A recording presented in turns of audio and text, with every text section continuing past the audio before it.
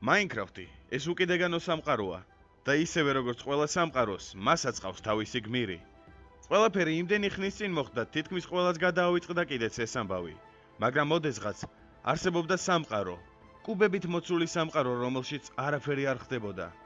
ეს იყო ადგილი გალაქტიკათა შორის სისტემაში, რომელსაც არავინ არ სტუმრებია არასოდეს. სამყარო ელოდებოდა გმირს, ელოდებოდა იმ ადამიანს, რომელიც გამოიკვლევდა მის უკიდეგანო სივრცეებს და გამოქვაბულებს, დაამარცხებდა ღამის წვდიადის მონსტრებს და დაიპყრობდა უმაღლეს მწვერვალებს.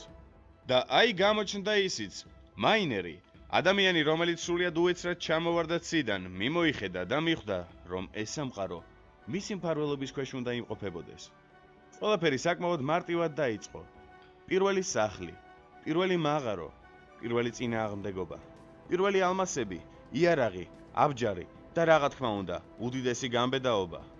თანდათანობით ყველაფერი შეიცვალა. სამყარო დაიხვეწა, გალამაზდა. უდაბურ და დაუსახლებელ სამყაროში გამოჩნდნენ მაცხოვრებლები, რომლებიც ერთმანეთზე ზრუნავდნენ, რომლებიც ეხმარებოდნენ ერთმანეთს უანგაროდ და რა თქმა უნდა, უყვარდათ ერთმანეთი. მაინერი მიხვდა, რომ ამით მისი გეგმები შესრულებულია, თუმცა ყველაფერი ასე მარტივადაც არ იყო. გავრცელდა ამბავი, თითქოს სამყაროს დრაკონი შეიძლება დაესხას თავს და ყველა მაინერს მიენდო. ისიც რა თქმა უნდა არ დაიბნა. ჩაიცვა აბჯარი, შეიარაღდა და გაეშურა დრაკონის დასამარცხებლად. დიდხნიანი ძიების შედეგად მან აღმოაჩინა გამოქვაბული, რომელშიც დრაკონი ცხოვრობდა და შეებრძოლა მას. ბრძოლა არათანაბარი იყო. მაინერს ძალიან უჭირდა დრაკონის დამარცხება, თუმცა მიუხედავად ამისა, მან მაინც შეძლო ეს. ბოლო მოუღო ბოროტ დრაკონს და გადახდა პორტალში. ამის შემდეგ ის არავის უნახავს. არსებობს ლეგენდა, რომ ოდესმე იგი დაბრუნდება. მადლიერმა სოფლის მაცხოვრებლებმა მის საპატივცემულოდ ქანდაკება ააგეს. მრავალი თაობა გამოიცვალა. ზოგს დაავიწყდა ეს ისტორია.